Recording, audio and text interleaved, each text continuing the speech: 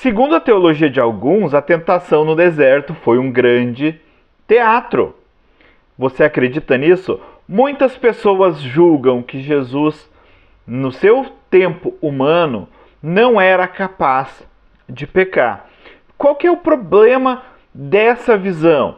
O problema dessa visão é que torna a tentação no deserto um teatro. Se Jesus não era capaz de aceitar as ofertas do inimigo, as ofertas de Satanás lá no deserto, simplesmente tudo aquilo não passa de um teatrinho para enganar as pessoas.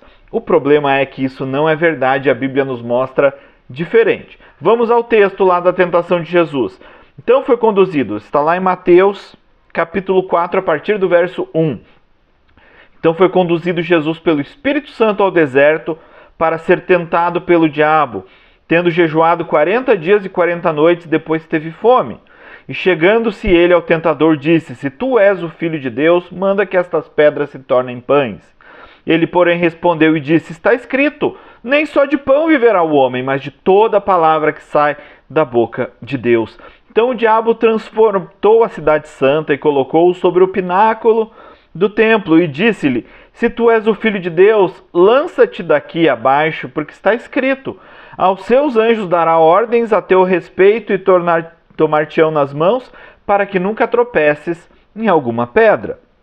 Disse-lhe Jesus: Também está escrito: Não tentarás o Senhor teu Deus.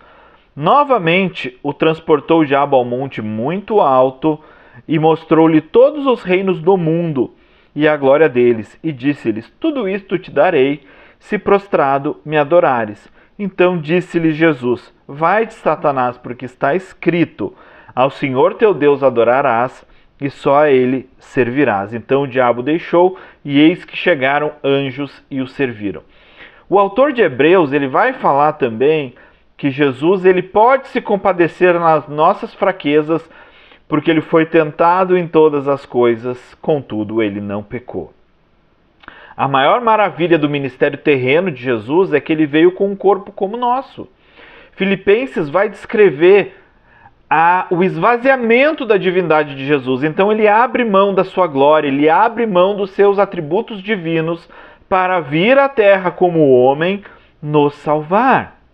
Então, no corpo de Jesus, Jesus tinha as mesmas fraquezas que o nosso corpo, e o que mostra a sua força de propósito é exatamente que, mesmo com uma condição desfavorável, ele conseguiu permanecer fiel. É claro que as profecias diziam que o Messias não iria pecar, porque Deus já sabe de antemão tudo o que vai acontecer. Mas isso não significa que o corpo de Jesus não estivesse sujeito às mesmas fraquezas que nós.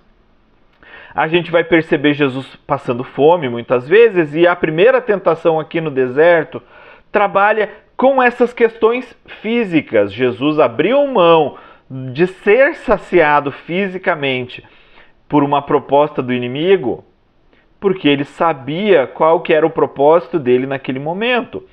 A segunda tentação seria uma tentação relacionada ao relacionamento de Jesus com o Pai. Então, se tu és filho, dizia o inimigo, então queria causar dúvida na filiação de Jesus. E depois, Satanás oferece todos os reinos do mundo para Jesus. Jesus não questiona se Satanás tinha autoridade para entregar todos esses reinos. Partimos do pressuposto de que Satanás tinha. Mas qual que é a tentação ali? É a tentação de ser rei sem passar pela cruz. Essas foram as 3 tentações no deserto.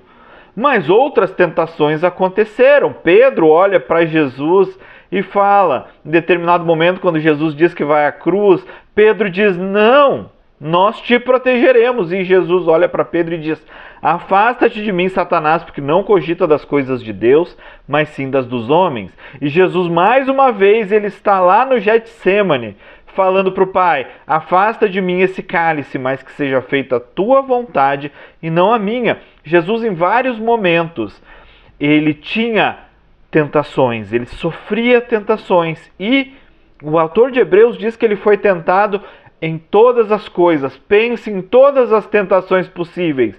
Jesus foi tentado.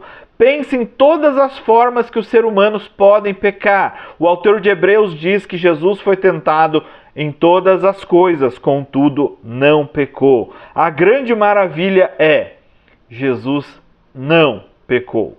Não que ele não podia pecar.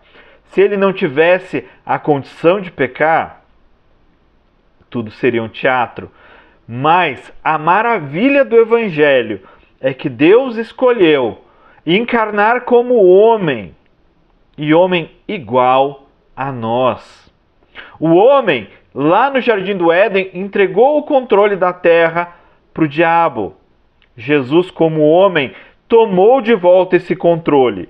E agora ele coloca na igreja a missão de trazer todos aqueles que andam desviados para o Evangelho glorioso. Jesus foi fiel até a morte, e morte de cruz. Jesus foi fiel, mas ele foi fiel porque ele poderia não ser. Eu sei que isso é confuso, mas o importante é saber: Jesus não pegou atalhos. Jesus não usou manhas de jogos de videogame, não usou cheats, não usou uma falha do sistema. Jesus simplesmente veio à Terra como homem, com as mesmas condições que nós temos, e venceu. E ele diz: tenham bom ânimo, eu venci o mundo. O inimigo achou que estava triunfando, mas Jesus venceu. Esse é o glorioso mistério do Evangelho. A tentação não era um teatro, e a maravilha é que Jesus venceu, e agora ele nos envia o Espírito Santo para que nós possamos vencer também.